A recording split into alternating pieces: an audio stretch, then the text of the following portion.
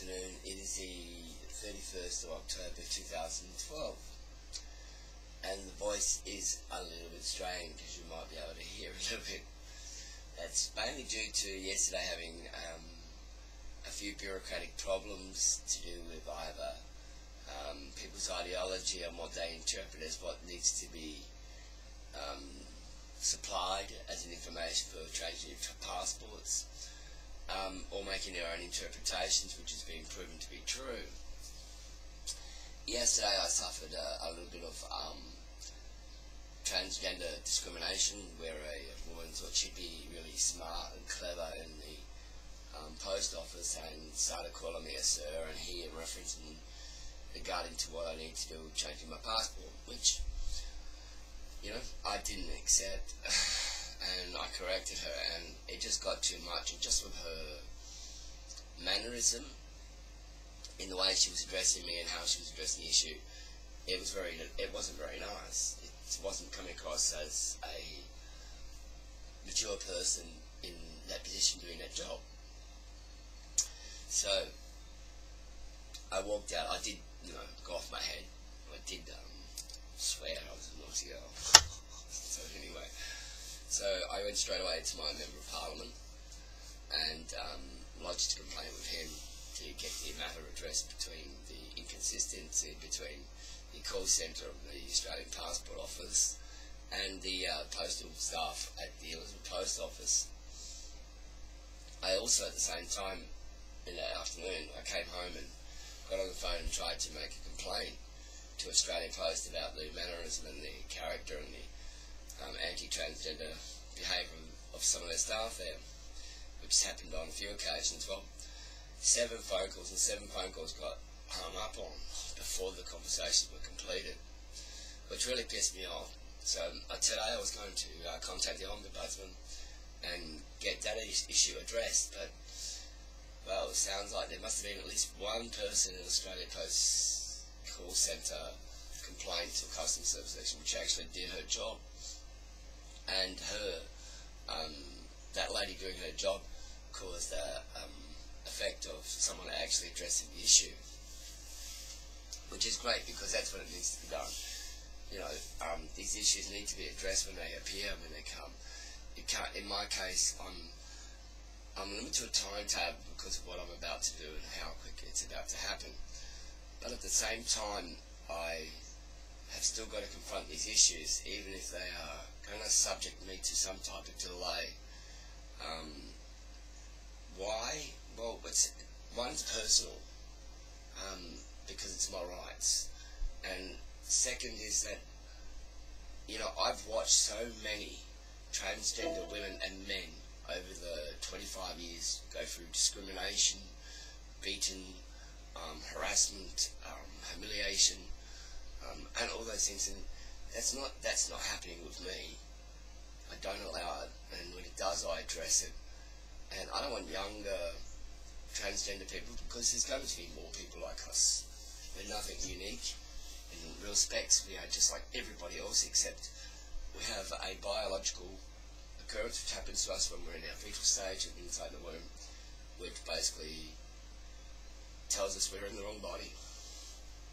That is probably the most easiest way of explaining it, and that's how it is. There's nothing more. So there's going to be others. So it just makes it easier for them, because like I've stated in many videos, and like many people would say to you who are transgender, it is not the event or the transition of that person going from the gender they were to the gender they are, which causes the problems of depression or psychological, any psychosis. This does not do it. All the psychosis and all the depression and anxiety comes from bureaucratic bullshit with name changes and gender changes and other people's perceptions and characteristics of their narrow-minded, bigoted attitudes. That's where it comes into it. It depends on the individual person, on their strength of, their mind, their body, their convictions. I'm a freak in some respects, right? And not in the weird way either. I mean, I do confront issues, I do in battles. I might have lost a couple, but not very many, believe me. especially in the legalistic arena. So, you know, you've got to confront these issues. So, anyway, to do it back to the call centre, I got 2 phone calls today from the head office of Australia Post, addressing these issues straight away, apologising for the breach of protocol, apologising for the breach of gender discrimination, telling me that the complaint has to be upgraded to the head office section, whichever it is, maybe, you know, telling me that tomorrow morning they're going to give me a phone call and I'm going to be able to go to the passport office, the same one, because I'm not going to no different one. I'm not going to be inconvenienced, and this matter is going to be handled in the right, correct and professional manner, and these staff members were going to be doing it in the right, correct, professional manner, as in it'll be told and dictated to them exactly what will be done from the head office right down the line to the staff member who handles the complaint, or sorry, who handles the lodgement tomorrow. And that's how it's going to be. When I'm right, I'm right. When I do my research about facts and things to do with it, I will fight for those rights and facts, and I don't need to go to any other office to lodge anything. I'm an Australian citizen. I have the same rights as anybody else, and just because I'm transgender makes no fucking difference. So, you know, so I enforce the rights. So what else? So passport will be lodged tomorrow. And my voice is still screwed. But you never know, I might get better from all this, might get a higher voice. So, I mean, I yelled and screamed just that you would not believe. I mean, yeah, you get a character probably a little bit, skitsy to a little bit, you know, fiery or whatever, but hey, when I get angry, I really, really get angry. And, yesterday, I think a little bit of his personality came out because I remember there was a lot of F words. Yeah, definitely.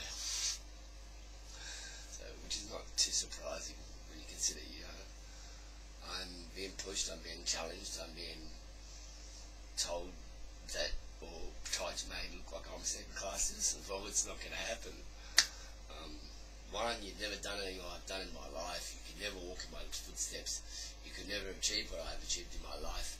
You would never have the opportunities I have done in my life, which I've not wasted any single one of them, in a sense, because I've always made the best of even the smallest opportunity of doing something new or something different and experiencing it in a field of work or as in a life. Yeah. And that's not bragging. I mean, shit, you know, you want me to brag or sit there and give you the details. I'm just being broad and, you know, easy to get, just explain. So when I confront people who are behind a counter, I don't degrade them for their job, but I will definitely correct it if they're wrong, because I have a lot of experiences in life, and I have an extreme lot of knowledge of many facets, regulations or laws to do with life in many a country. Otherwise you can't travel safely, believe me. You've got to know some of the laws. It's easy to go blind, but hey, blind you'll end up jail, locked up. But anyway, so yeah, so I just smashed it. That's it. So smashed for my rights and got my rights, and it's going to continue to do so. This is the last hurdle. I mean, if it's just the last hurdle. It's not the hardest thing. It's the final part of all my name changes. As I've done my major banks and they've already been notified, I've done everybody else. I mean, the only ones I haven't notified really is the police department, but what's the use, because they already know who I am.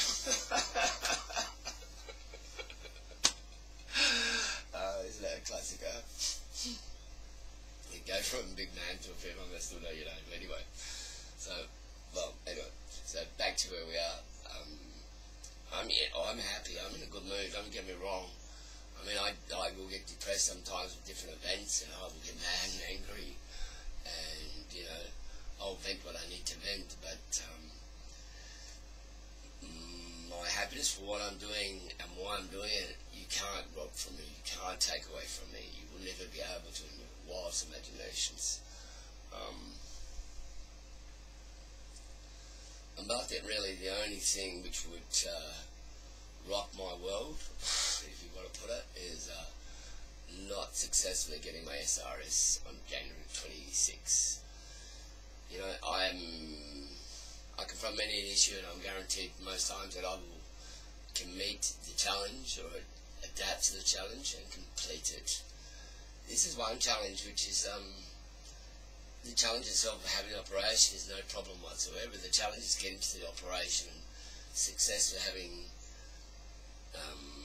all the funds I require to successfully transform my life to the next level. Is the easiest way of explaining it. As in, like, there is a few things I would like to do if I could before I got back to Australia and start my life properly, because this is not properly. It's a life, yes, but it's not my life still. You know, I'm a woman, yeah, but I still have that male facet down there, and I really do not want it. I mean, there's nothing wrong with it, don't get me wrong. I'm not into one of these people who said it's a malfunction, it's a deformity, or any of that shit. It's not. It's just that it's not me. It's not who I believe I am inside. Well, not inside. I'm sorry. How I am, how I believe I am, and how I see myself. All that, whatever you want to put it. Just simple as that. It's the wrong body part for the wrong body, and it needs to be adjusted. That's it. Adjusted. Yeah, adjusted. So anyway, but that's about the only thing which probably really knocked me down quite dramatically. So anyway, so sex change, sexual reassignment, you know, whatever you want to call it. I'd love to get a new nose, because that would just change the whole face straight away.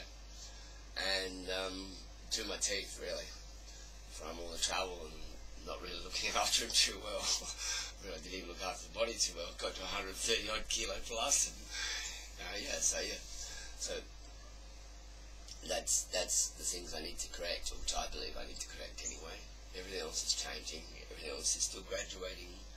I want to put it. There's changes happening on a weekly, monthly basis, and they're all beautiful. It's all coming within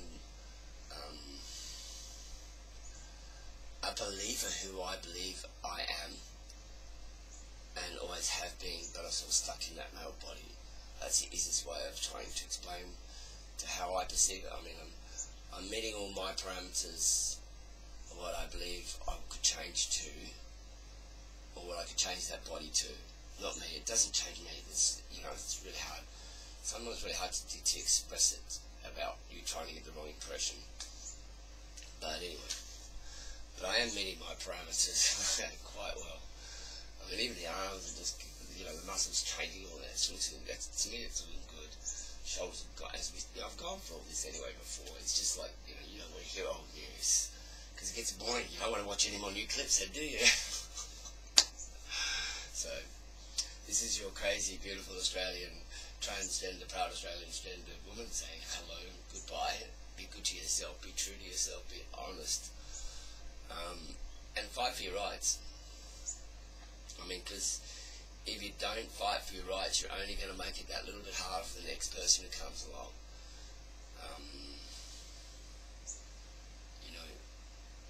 The new year is going to be a very big shake-up within the transgender community in many aspects, I believe. There is a few of us who have been active. There's a few of us which are privileged to certain details, information, which in the new year might be very startling, would be the word. Just even the difference in ideologies and doctrine of doctors in what they've written about individuals like myself and others, to what they perceived we were, to what real life actually shows and tells them they were wrong. So it's going to be it is going to be a new year. It's going to be a year of challenging some very big ideologies of people and their perceptions.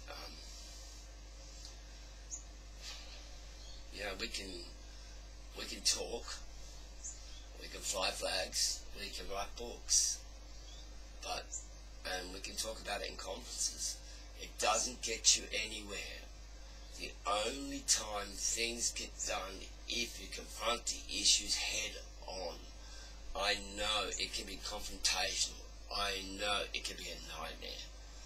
But in the Australian system, if you do not confront something, it is going to walk all over you, and it's just the Australian way of life, simple as that. Australian ideologies have a fair go. Yeah, you've got to have a fair go, but if you want that fair go, you've got to be able to stand up and fight for that fair go sometimes. And if you're right within your rights, then you need to really be vocal about it and be prepared to do what you need to do. It's as simple as that. Yeah. So yeah, thanks for your time. Thanks for watching this video today. I don't know if it's been informative. I don't know if you're giggling. I don't know if you're saying, yeah, well, that's right, or that's wrong. But thanks for taking the time. Have a great day. Have a great evening. It's 11 weeks away, and I still believe it's going to happen.